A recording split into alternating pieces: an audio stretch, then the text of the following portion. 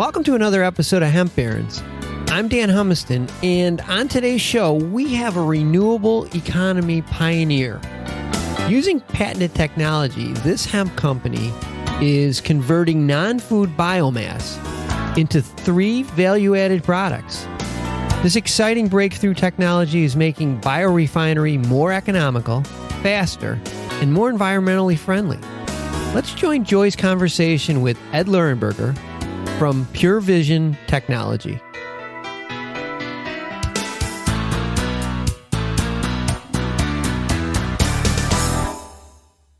Well, hello, Ed. Thank you so much for being with us today on Hemp Barons. Well, it's a pleasure. I have been just an admirer of yours for years now. What Pure Hemp Technology is doing for the advancement of the valuable, versatile hemp crop and plant and all that it can do is really unmatched in so many ways around the globe. Can you tell us a little bit, and then I'm excited to get into the history of it, tell us a little bit about what biorefining fractionalization technology is, what Pure Hemp Technology does. Okay. Well, we call it our continuous countercurrent reactor technology. And what this technology results in is starting with, for instance, hemp stalks and fractionating the primary components of the stalks into 3 fractions. The first fraction being pulp, or the cellulose portion. The second fraction being the lignin, Lignin fraction. And the third fraction being the hemicellulose, or we further break it down into xylose. So in a very short amount of time, we feed hemp stalks in, and we end up with 3 fractions of pulp, lignin, and hemicellulose or xylose. And from those 3 fractions, thousands and thousands of products can be made. Correct. The pulp, which I'm very proud to say we just finished our first paper run at a domestic paper mill. So we fed hemp stalks through the reactor.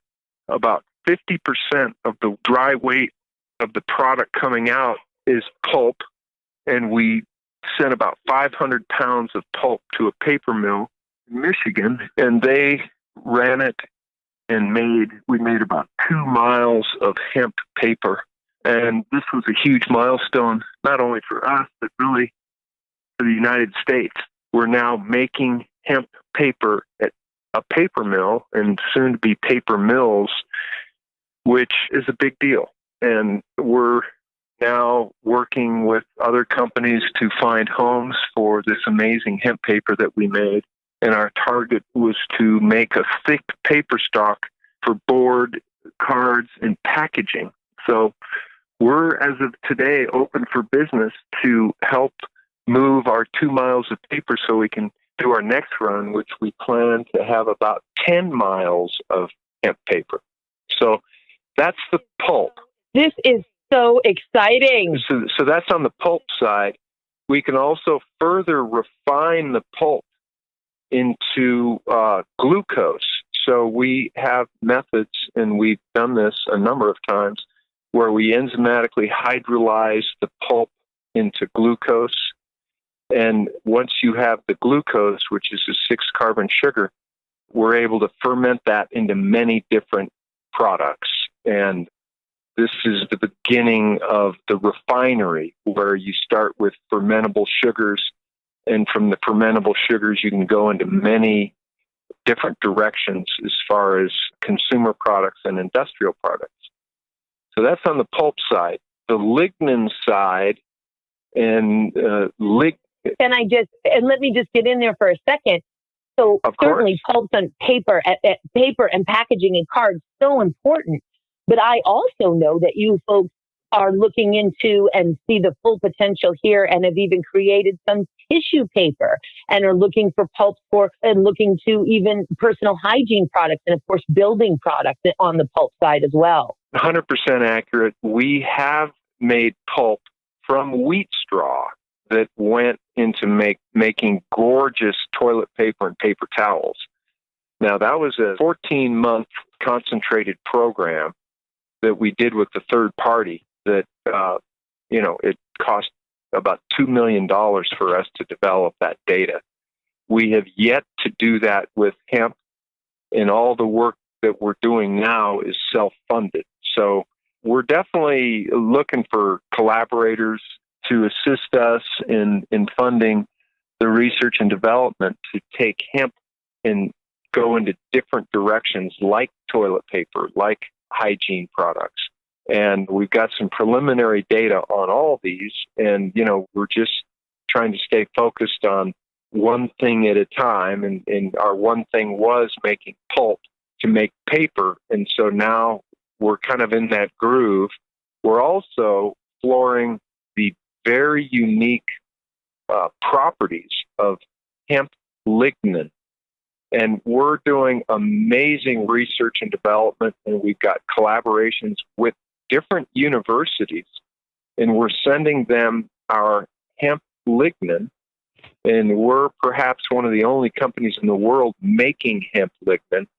And the data that we're generating with our collaborators is phenomenal, and it's data that no one's ever seen before, relating to the high reactivity of the hemp lignin and how it can be a direct replacement for petroleum feedstocks.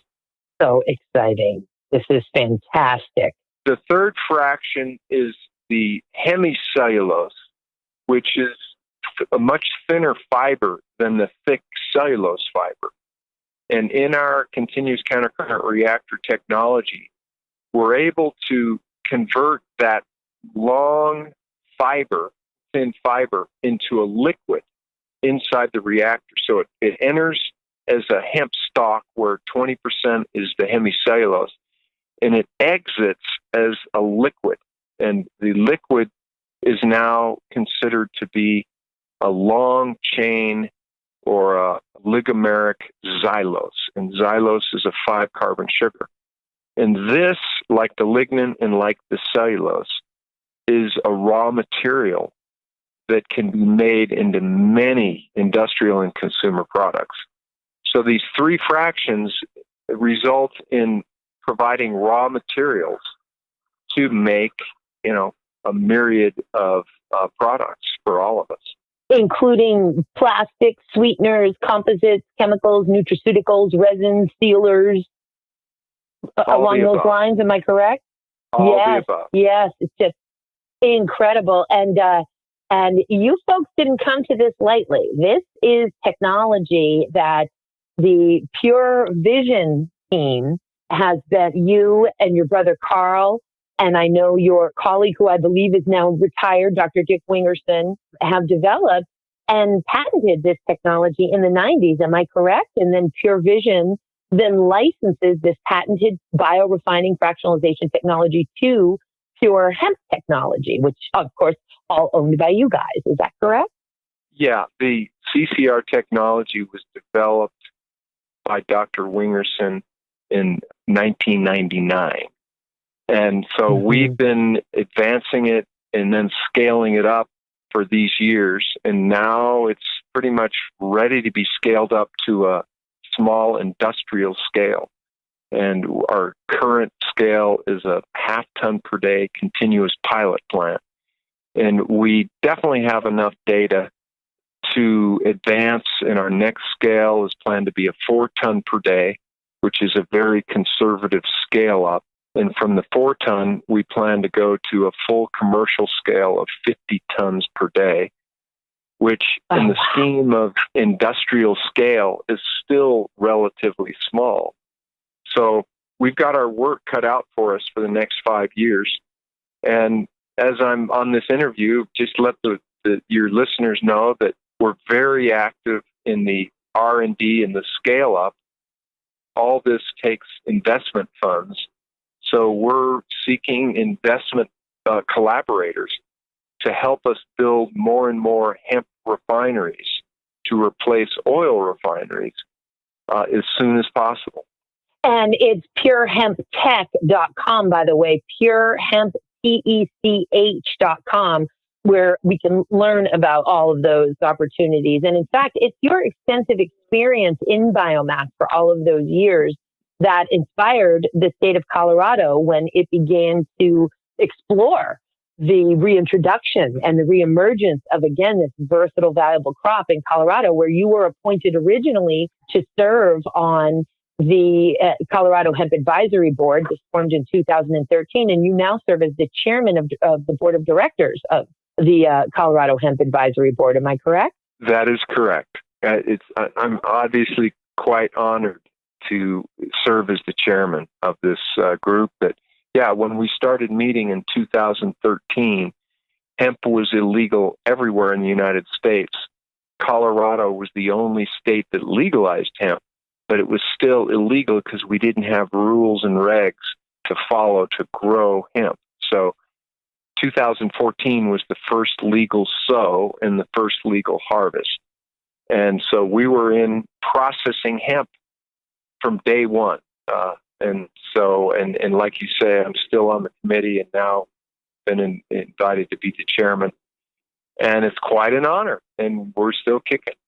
We are so grateful for you are the busiest man in hemp, and we are so grateful for all of the time that you put in to advance the crop, to educate everybody, to create policies and inspire infrastructure here so that we deliver on the promise of this incredible plant. And now you're also the board of directors of CHAMP, which is the Colorado Hemp Advancement and Management Plan, a new sort of offshoot of within the Colorado Department of Agriculture, again, to continue to make sensible and manageable plans for all of the many aspects of this plant, everything from banking and finance, processing, manufacturing, marketing. As you know, the CHAMP subcommittees span all of the areas that affect the huge hemp industries, as it were. And let's talk about the history a little bit of the very plants that we're talking about. Now, Pure Hemp is based in Fort Lupton. And I think it was in 1993, you'd made a little bit of money in real estate and finance, and you're quite a musician as well. But knew your vision, and intellectual that you are, and planetary healer that you are, invested in a piece of real estate, a group of 8 cannery operations buildings that functioned as the Fort Lupton Canning Co. From 1898 to 1979. Is that true? It was the operation was the Canning Company for nearly 100 years? That is all very accurate. It started in 1898, and they shut the doors in 1979. And the Fort Lupton Canning Company took local produce from farmers, canned the produce, and provided canned goods, vegetables, to about a 4-state region. And with the advancement of mass production, these mom and pop canneries around the country, within about 4 years, all went down. And so I, in 1993, purchased this industrial property, which has, like you say, about 8 buildings, 110,000 square feet of buildings on 8.5 acres. And we're slowly converting the entire property into a hemp refinery. So one building at a time. Gosh, and what became sort of the financial backbone of Purevision, which is obviously we refer to as Pure Hemp, is my understanding is that you then converted sort of one building at a time into storage, A to Z store. Of course, now it's being and has been long since being converted into the hemp processing and for the biorefinery technologies, fractionalization technologies. But storage unit, is that what had provided originally the financial backbone for Purevision and Pure Hemp? You're getting into the rich history here, Joy, and I guess I'm quite proud to share the same story that when I bought the property in 1973, the first thing I did was build mini storage units. And the next year I had to build more because they got rented out. And the third year I built more. So these 200 mini storage units and other outbuildings that I've rented have been the financial backbone to keep Pure Hemp and Purevision going for the last 20 years. So it's part of the rich history, and now we're converting the storage buildings back into processing biomass like they were originally designed to do in the 1940s when most of the buildings were built. So it's quite a crazy change of events that's taking place there now. As a matter of fact, one of the buildings that we're totally remodeling right now it was an old warehouse, and we're turning it into our second clean room. That's, by the time it's done, it's going to be a very sophisticated ISO 7 rated clean room. So yeah, we're making it better than it was.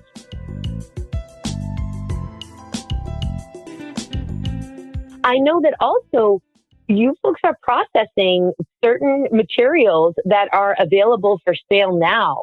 Could you tell us a little bit about the various herbs that you're processing and other ingredient suppliers, so to speak, or materials that are available right now for manufacturers to purchase?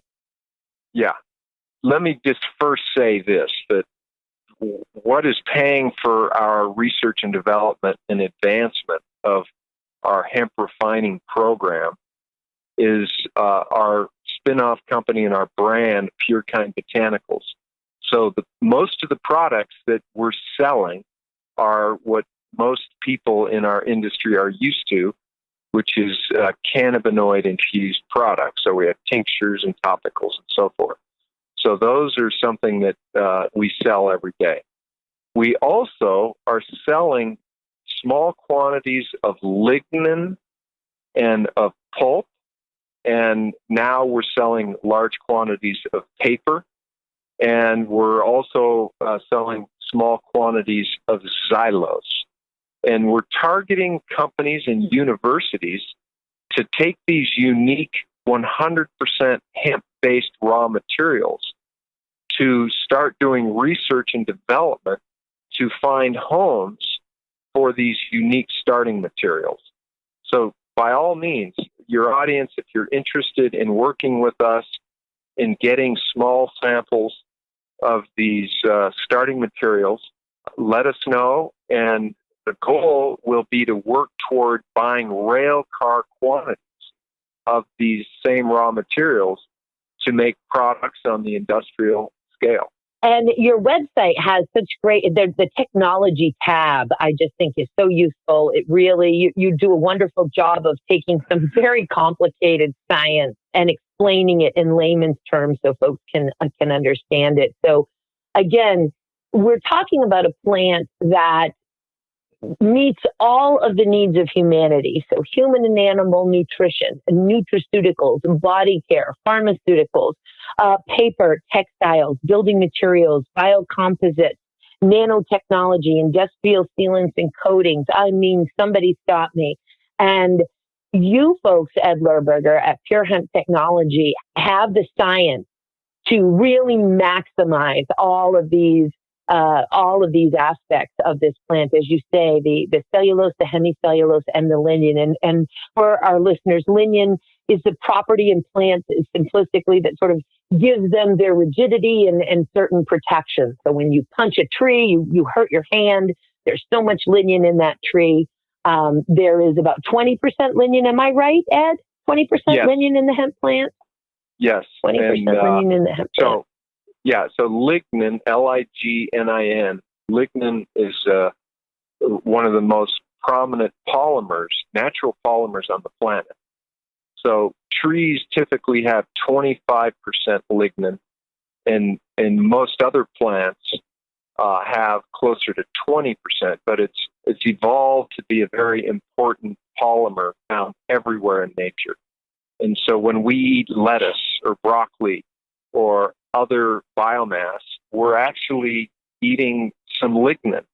So it's part of all forms of nature, and we couldn't live without lignin. On a molecular level, it is a very complex molecule, and it's a fascinating molecule.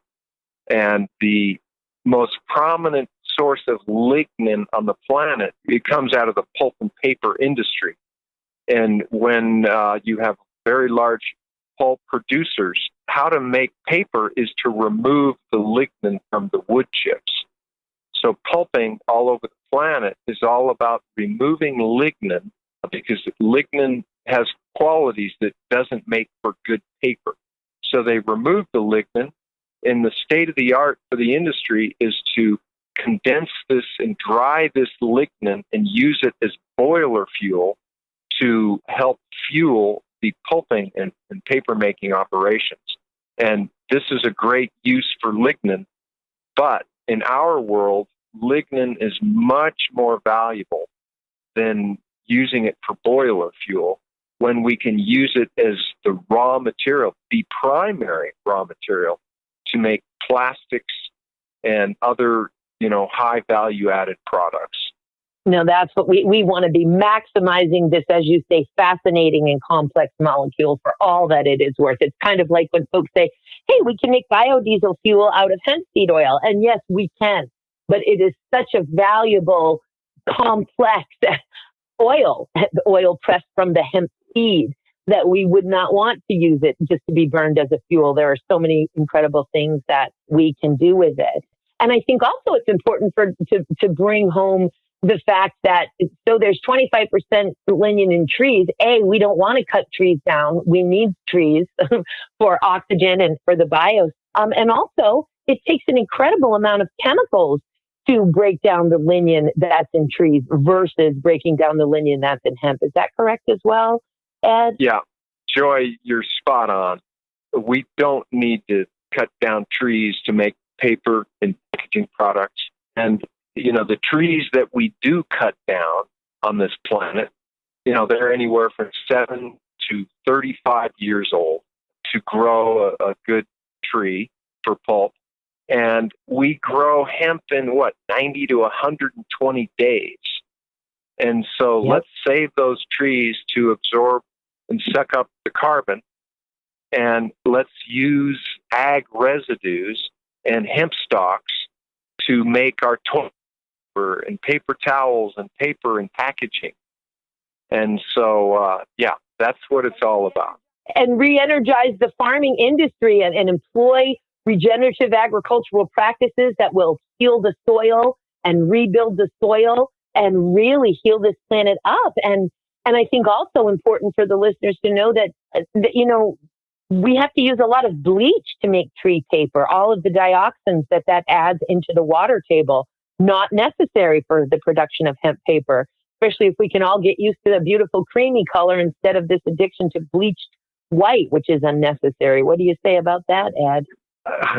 Spot on again. We, as a society, must move away from the bleach white look and embrace the natural colors of the product that we're making. So the hemp paper that we just made is not bleached white. We did mix it with bleached pulp, so it's kind of an off-white, but the more percentage hemp that goes into our paper and our products, we don't want to add any bleach, and so we'll have kind of a natural tannish color looking product.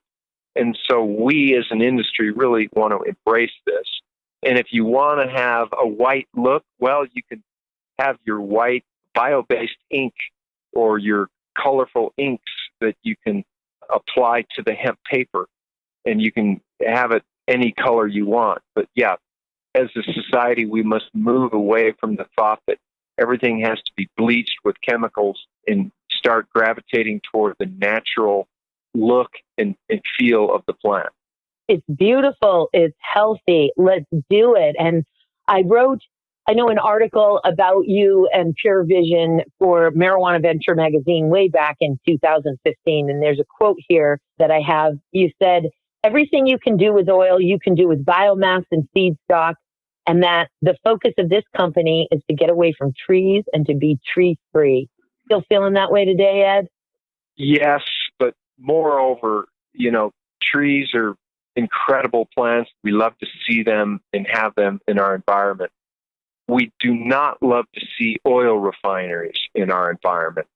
So what we're all about is promoting hemp and biomass refineries to replace oil refineries. And yes, we can take the sugars and the lignin that are a prominent part of all plants that grow, and use these stalks and stems and biomass as the raw material to make just about anything that comes out of an oil refinery. And we don't need to go to war. We don't need to spend billions protecting the Middle East transportation routes. And we don't need to invest in these crazy things that our country has historically invested in to support an oil economy. And like you said, let's embrace the farming community. Let's have all of this happen domestically. And we don't need government subsidies. And let's stop all this craziness and let's get back to the roots. Love it. Ed, thank you for everything that you and that your brother and that the Purevision, Pure Hemp, and Purekind team do for the planet. And again, specifically to advance the crop, you're really carrying the water and chopping the wood for the reemergence of this crop on so many levels. So not only are you leading the most promising, technology that we have here to maximize and deliver on the promise of this plant, but the nonprofit positions that you hold in the state of Colorado, which in so many ways leads the nation and North America and the globe. Thank you for all that you do for this plant and for the planet and for us, Ed. Thank you so much for being with us today. Well, thank you, Joy. Those are quite nice accolades, and it's my pleasure.